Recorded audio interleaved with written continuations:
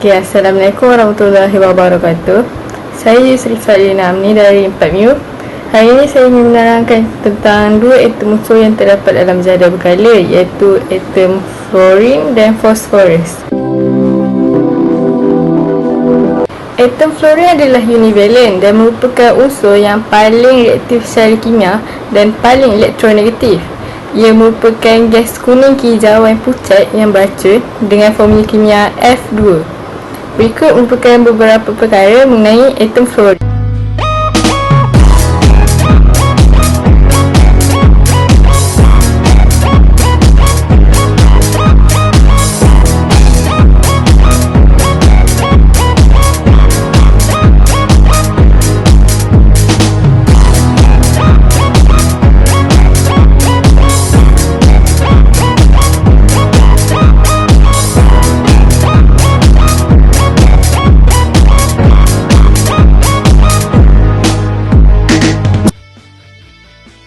Okey, seterusnya saya akan menerangkan tentang atom fosforus.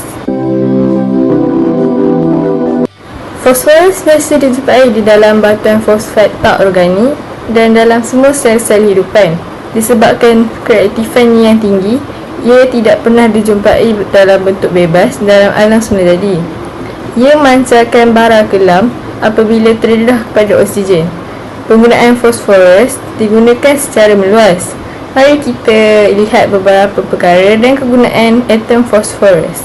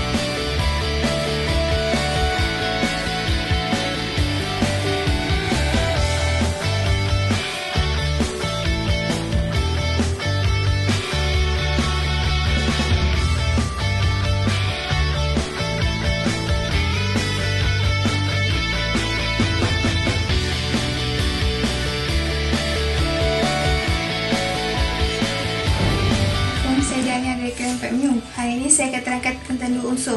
Unsur yang pertama adalah boron. Simbol bagi boron adalah B. Sifat fizik bagi boron adalah berkeadaan pepejal.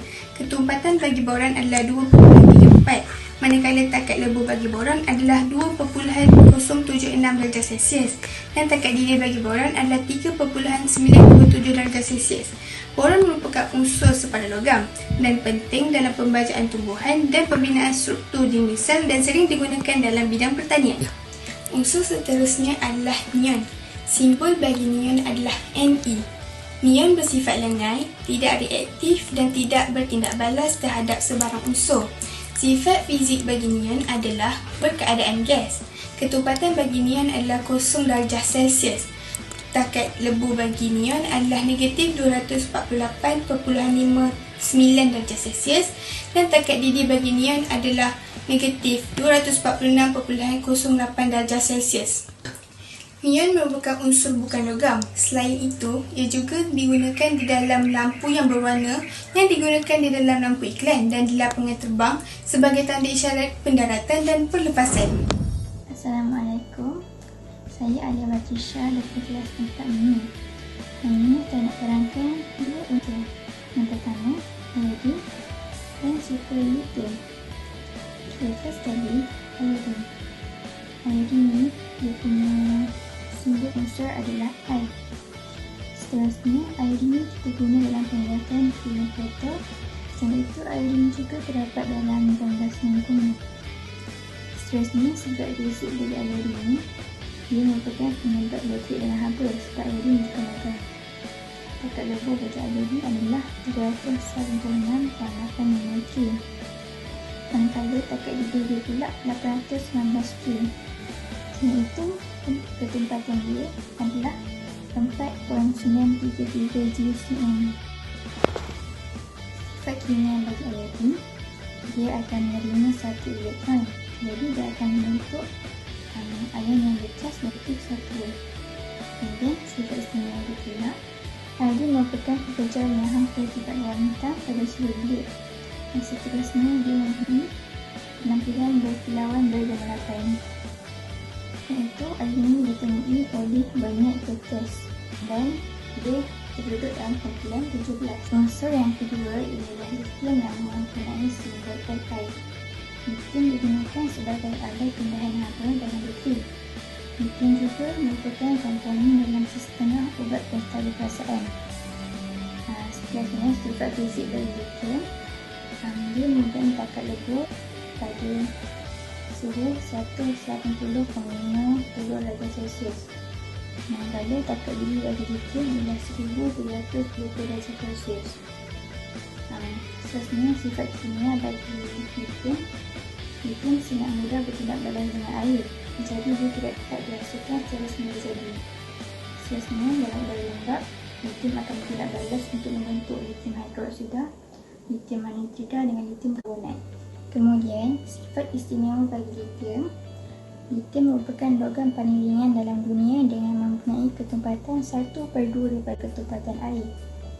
Dan itu, lithium juga merupakan logam lembut dan berwarna putih keperakan. Dan air sekali lithium ini ditemui oleh Johann August Alfredson pada tahun 1817 dan sangat aktif pada air dan udara.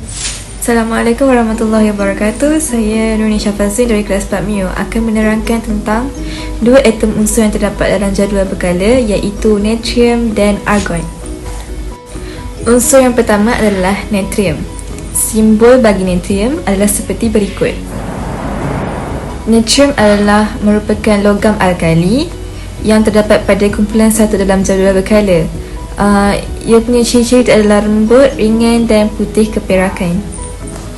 Kebiasaannya, logam natrium ni akan digunakan untuk pembuatan ester dan juga perkilangan sebatian organik.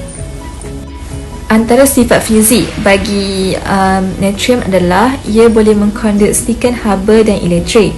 Selain itu, jejari atom akan meningkat apabila menuruni kumpulan. Sifat kimia bagi natrium adalah kereaktifan akan meningkat apabila menuruni kumpulan dan ia merupakan sangat reaktif dan perlu disimpan dalam parafin. Atom unsur yang kedua dan jadual berkala yang akan saya terangkan adalah argon. Simbol bagi unsur atom argon adalah argon bersifat lengai dan ia merupakan gas adi. Ia tidak punya warna dan bau dan ia juga tidak beracun dalam 3 keadaan fizikal, iaitu pepejah, cair dan gas. Kebiasaannya, argon akan digunakan dalam mentol. Sifat fizik bagi argon adalah tidak mengkonduksikan haba dan elektrik, tidak larut dalam air, ketumpatan dia rendah, takat lebur dan takat didih juga rendah. Sifat kimia bagi argon adalah punya susunan elektron yang stabil sehingga mencapai tahap duplet dan oktet. Sekian, terima kasih.